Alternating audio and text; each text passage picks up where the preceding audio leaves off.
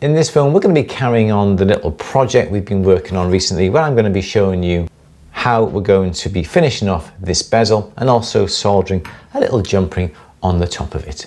My name's Andrew Berry and welcome to At the Bench's YouTube channel.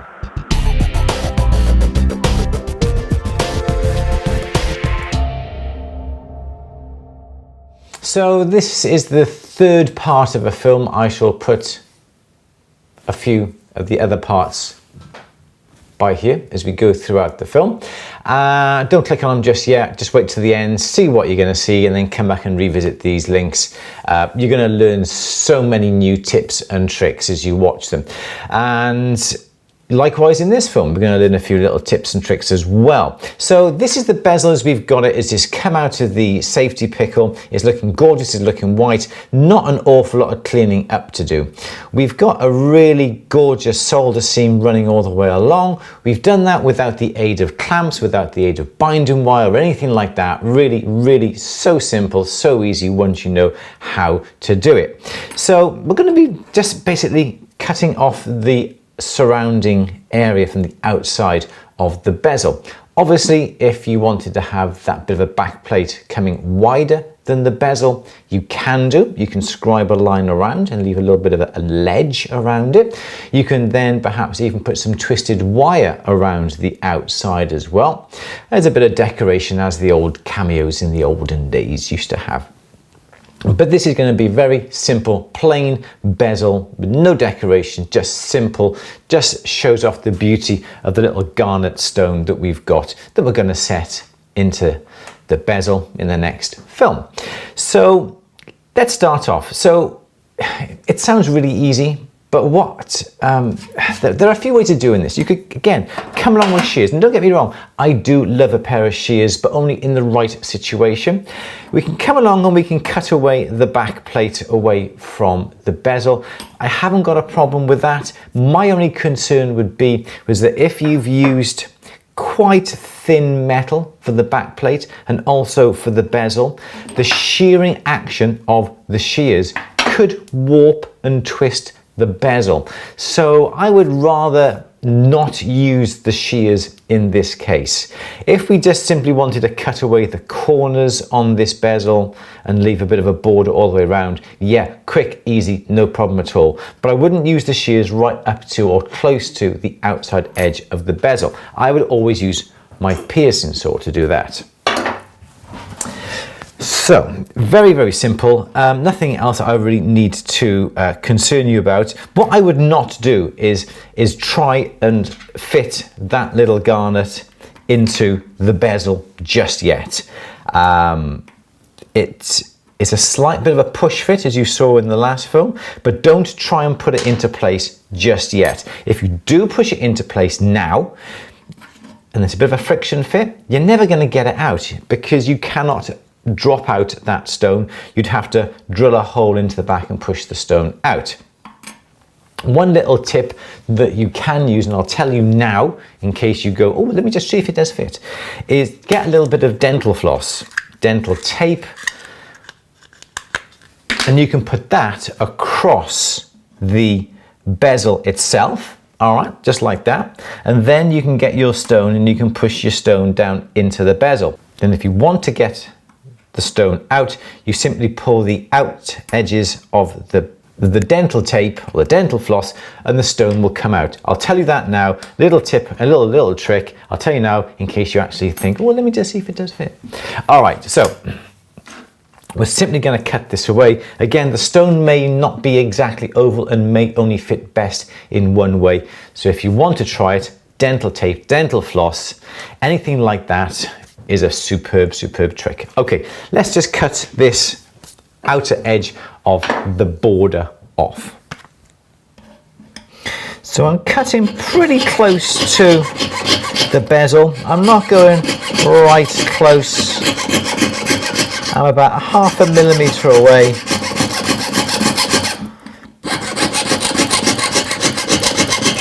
If you cut too close, you're going to be including some of the solder from the bezel onto this plate, which would mean you couldn't really then remelt this. Okay. Snap my blade. Which means then you couldn't really reuse the silver to be melted down because the solder will lower the quality. So if you happen to cut very, very close, well then you won't be able to use all the silver in another job. But that was not the best sawing, as you can see, but you get the general idea. That bit of silver now we can save and we can reuse in another project, or we can melt it down safely knowing that there is no solder on it. Come along now with a file. You can put it onto the edge of your peg, up and down, constantly moving the bezel around. If you want to, you can put the bezel on the end of your peg like this and file. What I'd be careful on doing though, because you've got this delicate edge here of the bezel, don't go pushing that onto the edge of your peg because you indent the bezel. Always try and brace the piece against the edge of the back plate as we've got. And we're going to go over, bring in the back plate into virtually the bezel itself, but I'm stopping shy of the file touching the bezel, as he says, as he's just touched it there. And the reason being is then what I would do then is get a nice flat buff stick and use the flat buff stick just to bring it then all into alignment. If you file the back plate down to the same as the bezel itself, like I have done there, okay, you've thinned out the bezel, then you've got to go back over with your buff stick to go over to get rid of all the file marks, and you've thinned that bezel a little bit more again. So always stop just a little short, don't quite file the bezel. Obviously I would go over the whole bezel first of all, the whole lot, and then go over with the buff stick. And then when you buff, you will get a beautiful finish on that edge. And obviously as you buff in the same direction as the bezel itself. Don't put a bit of paper down and go up and down like this, because you're going to get little flats. If you do it this way, make sure that you do move the bezel, but I would not do it this way because you can't quite see what's going on underneath. I would always make sure that you buff from the top so you can see at the end of every stroke, you can see exactly what's happening. This way, I've no idea what's happening underneath because I can't see. Okay, let's just carry on filing. Let's just take this back plate down, and in true at the bench style, join me in a second. All right, that's looking really good now. We've got a gorgeous, gorgeous solder seam running all the way. In fact, you can't even see the solder seam because it's that good, running all the way along. Now we're simply going to add a simple jump ring onto one of these ends. Now, which end? Does it really matter which end we actually put the jump ring on? Well, yes, it does matter, because remember back in the first film, we put the solder seam to the bezel at one end, didn't we? Yeah. So we need to look for that end now. Which end is it? It's a flipping good joint. Okay, we've got a slight little mark on the inside. You can just about see the little area down here where the solder seam is for the bezel. Okay, so we're going to solder the jump ring up at this end here. Now, also, I've got my little jump ring here. We've got a couple of options. We can solder that jump ring flush with the back, or we can solder that jump ring further up the bezel. Now, if you bring that jump ring further up the bezel towards the top of the bezel, you may have problems trying to ease over the bezel onto the stone. So I would always be inclined to perhaps put it flush with the back, or lift it up by about 1 millimeter or so, and that will give you plenty of metal then to come up over onto the stone. Remember, we haven't really discussed or chatted about the height of this bezel just yet. So I think for argument's sake, I'm going to have that jump ring flush. No, I'm not. I'm going to have it about 1 millimeter or so higher than the back itself. It's a simple silver little jump ring. We're going to make sure that that joint in that jump ring now comes nice and close, nice and tight, like that. And now we need to increase the surface area of this jump ring when it comes to solder onto the bezel. Remember, we've got a circle and we've got a circle, and it touches in one point, and that is not going to be a strong solder joint. We need to increase that surface area between the two surfaces to get a stronger solder joint. So we can easily do that. Find the joint on your jump ring, put that in a pair of pliers and file down, so the joint now is directly vertical. File down roughly around about halfway through that jump ring, perhaps even 3/4 of the way through that jump ring. And what we have done, yes, we've put a flat onto it, but we've increased the surface area of that joint. All right, you can just see it there. And I know this is convex, but this is flat. But when that goes on there, we've got a larger, I'm just about to see there, we've got a larger surface area to get a better, stronger joint. Okay, now, before we go any further, let's just find out which end we're going to do it. We're going to solder it on this end here. Emery paper, just go over the ends, make sure that's nice and clean. Put that down on my soldering block. We need to raise up that jump ring by about 1 millimeter. So I've got a little bit of metal, a little bit of silver that we're going to use to rest that jump ring on. And then that little jumping, notice I'm using my tweezers to handle this. That little jumping then is going to go right at the end. I've got a gap between that bit of metal and my solder joint to ensure that no solder goes onto this little bit of metal. And that's how we're going to solder it. But to make my life a little bit easier, we are going to just flood a bit of solder just onto that jump ring. So then when we come to solder this together, there's no solder going to be spread around the bezel itself. It's going to be kept nice and neat. I've got a small little bit of solder here. Let's just cut this off like that. Perfect. Little bit of flux. We're just going to pop that onto the end of our jump ring like that. Before we go any further, let's put a little bit of flux onto the end of that bezel. Ideally, also, you could come along and polish this edge of the bezel as well. First of all, just to ensure that when you come to polish the whole thing afterwards, you can polish it nice and neat. So that's another little trick. But then you would have to make sure you get all the polish off before you actually solder it in place. So that's our jump ring. There's our bit of solder. Let me just put a bit of flux onto that. There we go, just like that. Perfect. All right, let's just melt that bit of solder on that jump ring.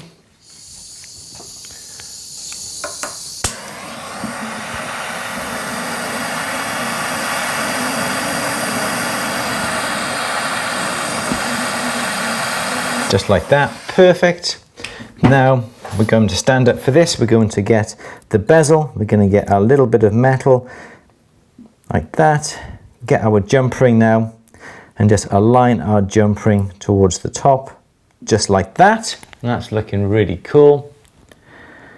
And now what's going to happen, we're not going to heat up the jump ring. We're going to heat up the bezel here. And then as soon as the metal gets hot enough, it'll transfer the heat to the jump ring, and I'll simply push the jump ring onto the bezel. That then will ensure that the solder makes that perfect solder joint. So the flux is going to bubble up, as you can see. It may push the two items apart like that. As we carry on heating, the flux should then contract and pull that jump ring back, just like that. Perfect. I'm going to stand up for this, and I'm going to make sure now that as the heat gets transferred to that jump ring, the solder will start to melt, and I'll just push, ease that little jump ring into contact with the bezel.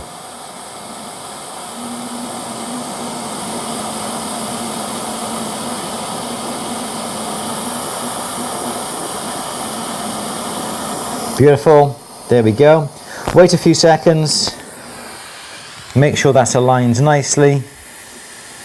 Absolutely perfect. You can see we've got a gorgeous solder joint, looking really good. Let's pop that in the pickle now. That's the bezel all sorted, the jump ring nicely soldered into place. Pretty much all that we need to do now is to polish the bezel itself. I'm going to be using one of my white nylon brushes. He says he tries to find one frantically. Here we go. These are the white nylon brushes that I always rave about.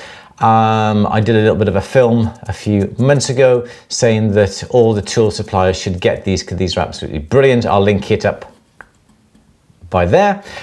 Just go and check it out. There's lots of films on YouTube with me demonstrating these brushes. Absolutely gorgeous. And the reason why I would use these brushes is because you've got this nice little tight area. These brushes can get into that area. You've got all around the jump ring here. We can get in with the brushes.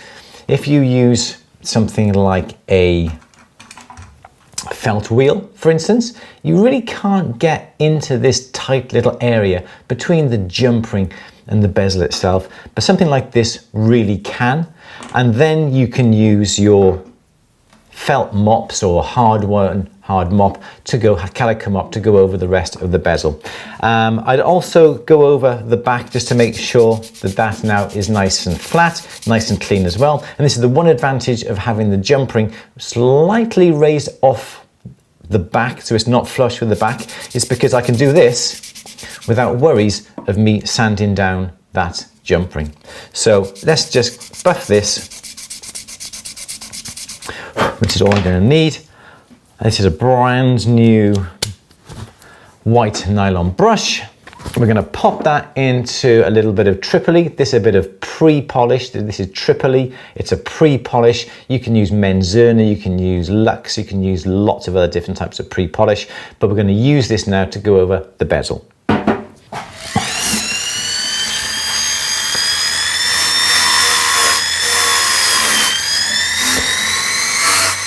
You'll get into these areas here really nicely.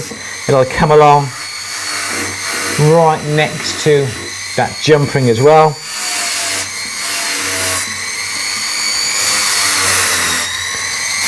So go over the whole bezel now. Give it a good clean and a polish.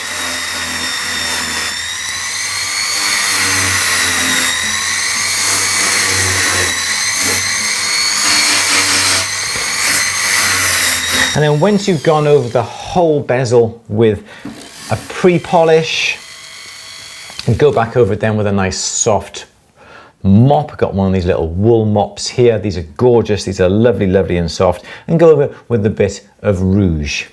Now, maybe wonder about some fire scale on it. If you do have a little bit of fire scale, just go back over it with your buff stick or a little bit of a emery paper. Don't try and polish it off, just come along, a little bit of elbow grease, go over with the buff stick and then carry on using the pre-polish, and that'll get your bezel looking absolutely gorgeous. Now, in the next film, I'm going to be showing you how we're going to set, and basically that's really, really straightforward and really, really easy. So I'm also going to be answering some of your questions that you've obviously been putting down in the comments section below these last 3 films. There's lots of interesting questions that have been asked that I can't really sort of explain easily, but I can show you. So if you're watching this film, leave me a comment in the box down below, a question, about what I'm doing. What if you do this? Why are you doing it this way? Why can I do it this way? How aren't you doing this? How aren't you getting fire scale, for instance? That's what somebody has asked already. Leave it down in the comment section down below. Questions like that I will answer now in the next film. So that's how we have got the bezel so far, looking really, really cool. And from this, you can add a bail through the top.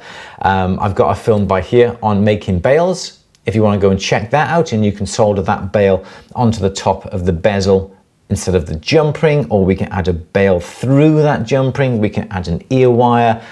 There's lots of variations that we can do with this little simple bezel. So don't forget, stay tuned for the next film.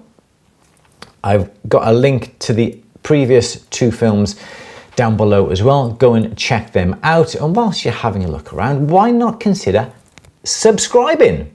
And also smash that little bell icon to be notified when films go live on our YouTube channel. Don't forget, please give this film a thumbs up. And if you notice that there's always one person, 2 people, 3 people that do give these films a thumbs down, but isn't it strange? Perhaps it's the same person giving this film a thumbs down every time. Who knows? Anyway, my name's Andrew Berry for At The Benches YouTube channel. Thank you for watching. Take care. See you next film. Bye-bye. In this film, I'm going to be showing you how we're going to finish off this. In this film, I'm going to be some tricks that you'll learn if you watch this film. In this film, I'm going to be showing you now how we're going to finish off this little bezel we've been making up over the last couple of films. We're going to be... Oh dear. There's always one that gives a thumbs down, isn't it? If only I could find out who that one person is. Ooh, if only.